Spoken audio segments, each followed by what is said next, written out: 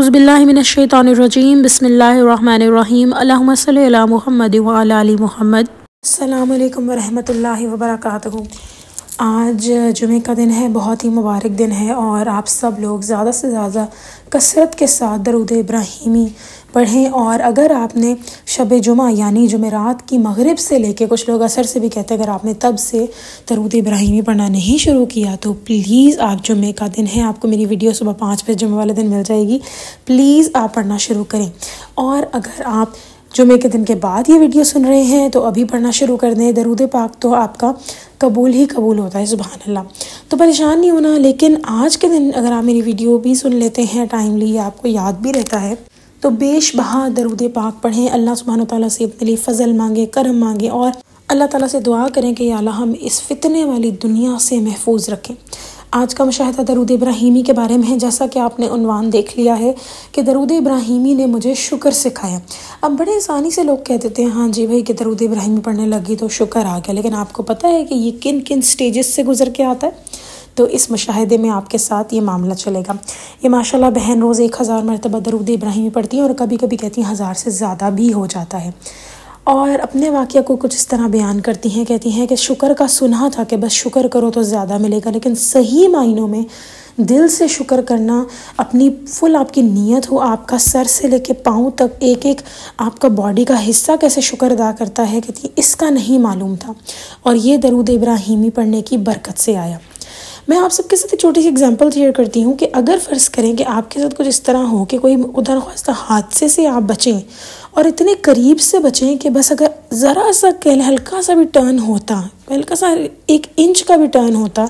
تو شاید آپ کی زندگی کہاں سے کہاں چلی جاتی، خدا نخواستہ۔ تو ہم جب اس طرح کے واقعات سے بچتے ہیں تو ہم کتنا اللہ کا شکر ادا کرتے ہیں نا۔ تو آج بھی جو بھی آپ کی زندگی ہے، جہاں پر بھی آپ موجود ہیں، ادھر بھی بہت سارے ایسے معاملات و واقعات ہیں جن سے آپ گزر رہے ہیں، پر وہ آپ کو نظر سے رف نہیں آ رہے۔ کہتے ہیں اگر آپ دیکھ لیں کس طرح اللہ تعالیٰ آپ کے کام بناتے ہیں، تو آپ کا سجدہ،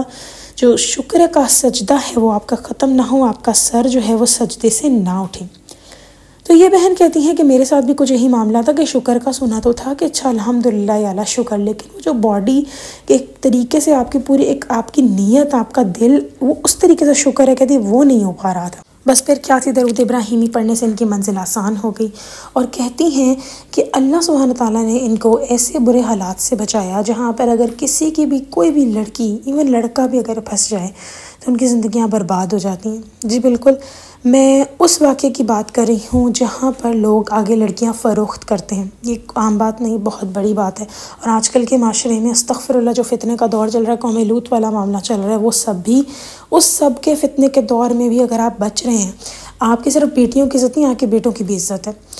تو وہ ان بہن کے ساتھ بھی یہی کچھ معاملہ ہوا، لیکن کہتی ہیں کہ اللہ سبحانہ تعالیٰ نے ان کو کس طرح بچایا۔ کہتی ہیں کسی مزار پر گئیں، اور وہاں پر حاضری لگانے کے لیے گئیں، آپ یہ سمجھ لیں فاتحہ پڑھنے کے لیے گئیں۔ کہتی ہیں فاتحہ پڑھنے کے لیے گئی میں اس مزار پہ، لیکن کہتی ہیں کہ بس میں گئی اور پتہ نہیں ایسے کیا ہوا، جیسے کہ مجھے ایک دم اتنی، جو کہتے ہیں نا کہ جیسے کہ مجھے کوئی تیزی ہو، جیسے میں بس کسی کام کے لیے بس آ رہی ہوں، حالانکہ کہتی وقت بہت تھا میرے پاس، لیکن کہتی ہیں میں بھاگم بھاگ بس چلی جا رہی ہوں، تیزی جا کر کہتی ہیں میں نے مزار پر جا کر جو ہے فاتحہ پڑھی، اور تیزی سے ہی قدم بجلی کی رفتار جیسے ہوتی ہے نا، جتنی انسان دکھا سکتا ہے، کہتی بس سمجھ نہیں آ رہا تھا میں بھاگ کیوں رہی ہوں، مجھے کس بات کی چلتی ہے، لیکن بھاگم بھاگ کہتی ہیں میں ادھر سے باہر نکلی۔ اب میں آپ سب کے ساتھ ایک بات شیئر کرنا چاہتی ہوں، جتنے بھی مزارات ہیں ولی اللہ کے، یہ سارے دیکھیں اولیاء اللہ کے مزارات ہیں، ان میں کوئی شک نہیں کہ اللہ کے نیک اور برگزیدہ بندے ہیں، آپ ادھر جائیں، آپ ادھر فاتحہ پڑھیں، اس میں کوئی برائی نہیں ہے، لیکن وہاں پر جو آج کل کا فتنے کا دور چل رہا ہے، وہاں پر ایسے غلیظ لوگ موجود ہیں جن کے بارے میں میری عقل اس کو بیان کرنے سے قاصر ہے، اور ان سب کے پیچھے اتنی بڑی بڑی شخصیتیں جڑی ہوئی ہیں جو کہ آپ سوچ بھی نہیں سکتے کہ اچھا یہ بھی معاملہ ہے، اور کیا گندگی ہے کہ میں اگر بیان کرنے لگوں تو جن کے دل آپ سمجھ لیں نا کہ کمزور دل کے ہیں، وہ تو وہیں شاید بے ہوش ہو جائیں۔ اور جب میں نے بھی یہ واقعہ سنا تو شاید میری بھی آنکھوں کے آگے اندھیرا آ گیا، اور میرا تو ایسے لگ رہا تھا جیسے کہ ہوتا کیا ہے استغفر اللہ لڑکیوں کے ساتھ، اس معاملے کو سن کے مجھے بھی بھی ایسے لگ رہا تھا جیسے میری آنکھوں کے آگے اندھیرا آ جائے گا اور میں بے ہوش ہو کے گر پڑوں گی۔ تو یہ بہن بتاتی ہیں کہ بعد میں معلوم پڑا کہ اس مزار پر اسپیشلی لڑکیوں کو، جسے کہتے ہیں نا جو استغفر اللہ، جو ٹریفک ہوتی ہے، جو لڑکیوں کی ٹریفک یہ لوگ کریٹ کرتے ہیں، بیچتے ہیں لڑکیاں، اگر میں آسان لفظوں میں بیان کروں گندے کاموں کے لیے، کہتی ہیں وہاں پر وہ لوگ موجود تھے اور بڑی تعداد میں موجود تھے، جو ہزاروں کی تعداد میں لڑکیاں فروخت کر چکے تھے، استغفر اللہ۔ اور یہ کہتی ہیں کہ بس ان کو سمجھ کچھ نہیں آیا، ایک تو یہ اکیلی چلی گئی، حالانکہ گھر کا ماحول کافی اسٹرکٹ اس طرح تو تھا ایٹ لیسٹ کہ لڑکی کو صحیح غلط کی سمجھ بوجھ دلائی جائے، لیکن جتنی مرضی انسان کی عقل مندی ہو، جب اس کے اوپر کوئی برا وقت آنا ہوتا ہے تو پھر وہاں انسان کی عقل دنگ رہ جاتی ہے۔ اور یہ کہتی ہیں کہ اللہ سبحانہ تعالیٰ نے ان کو ایسے ایسے معاملات و واقعات سے بچایا۔ اب یہ کہتی ہیں جب ان کی جرنی درود ابراہیمی کی شروع ہوئی اور جب ان کو کھل کے ہر چیز معلوم ہوئی کہ اچھا یہاں پر تو یہ سب معاملات چل رہے تھے، تبھی میرے پیچھے ایک دم سے کوئی بجلی کی رفتار بستی کہ میں بس جا رہی ہوں، میں بھاگ رہی ہوں۔ تو کہتی ہیں ایک تو میں اکیلی اوپر سے، کہتی ہیں تب مجھے یہ بات جب ریئلائز ہوئی تو مجھے تو سمجھ نہیں آیا کہ میں اللہ کا شکر کس طرح ادا کروں۔ کہتی ہیں جو میں نے درود ابراہیمی شروع کیا تھا اپنے مقاصد کے لیے، کہتی ہیں وہ سب میں نے ایسے لگا جیسے کہ میں وہ سب سائٹ پر ہو گئے اور میں صرف اسی بات کے اوپر اللہ کا شکر ادا کر رہی تھی کہ یا اللہ آپ کا کروڑوں دفعہ شکر کہ آپ نے مجھے ہر حال میں ان سب چیزوں سے بچا کے رکھا۔ میرے لیے تو یہی شکرانے نعمت کافی ہے کہ آپ نے مجھے میرے پیروں پہ سیدھا کھڑا رکھا ہے اور مجھے اس طرح غلیظ لوگوں سے بچا کے رکھا ہوا ہے۔ اور نہ صرف مجھے بلکہ ہر وہ لڑکی، ہر وہ انسان، آپ یقین کریں ہم سے لڑکیوں کو نہیں کہہ سکتے، لڑکے بھی، آپ کو کیا میں ایکسپلین کروں، لوگ پتہ نہیں آرگنز بیچ دیتے ہیں کیا کیا، استغفر اللہ، وہ بھی ہم جیسے لوگ ہی ہیں نا،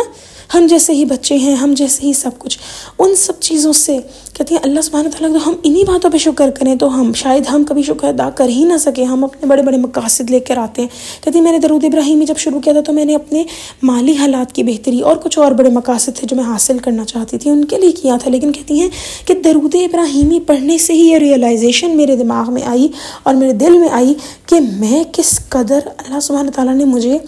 ان چیزوں سے بچا کے رکھا ہوا ہے۔ اور کہتی ہیں اس کے بعد پھر میں نے کہا یا اللہ جو آپ کا فیصلہ ہے میں اسی کے اوپر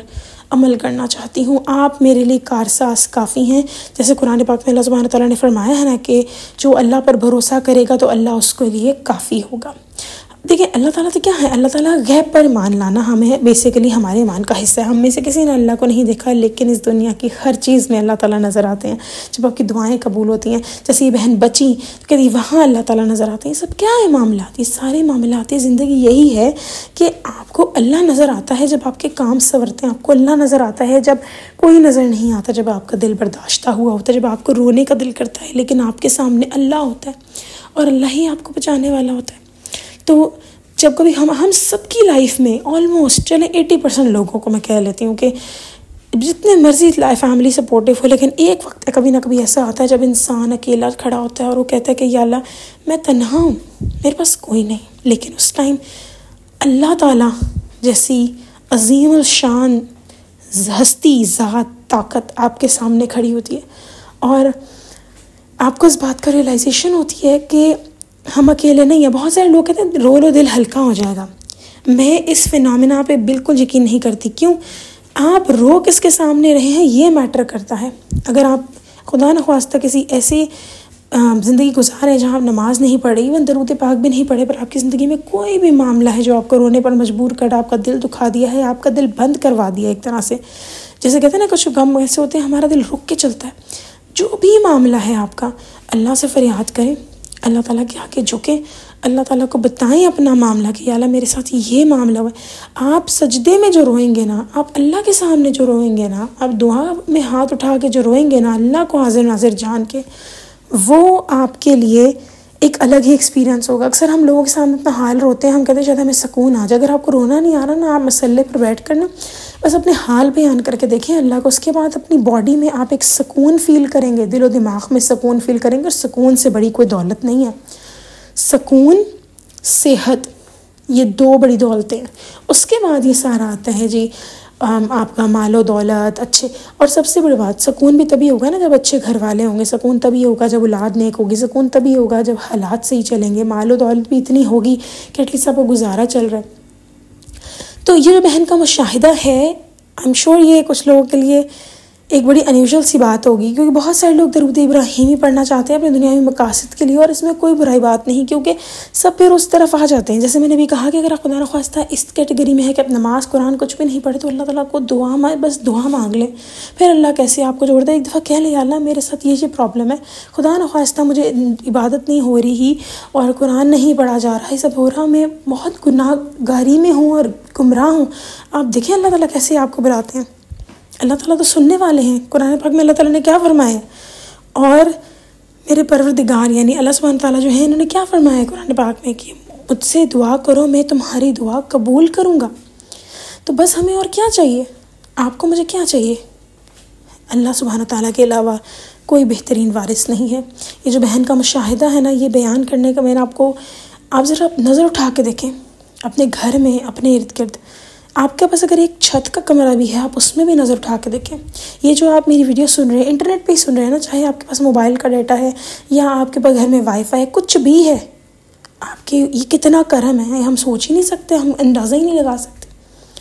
تو پلیز نظر اٹھا کے دیکھیں۔ اور اب آتے ہیں ریئل بات کی طرف۔ تو یہ کچھ دن کا شکر پھر ختم ایسے نہیں ہوتا۔ درود ابراہیمی پڑھنے والے لوگوں کی فطرت بدلتی ہے، اور وہ ریئلائزیشن ہوتی ہے، ایسی پرسنالٹی میں چینجز آتے ہیں کہ بندہ دنگ رہ جاتا ہے۔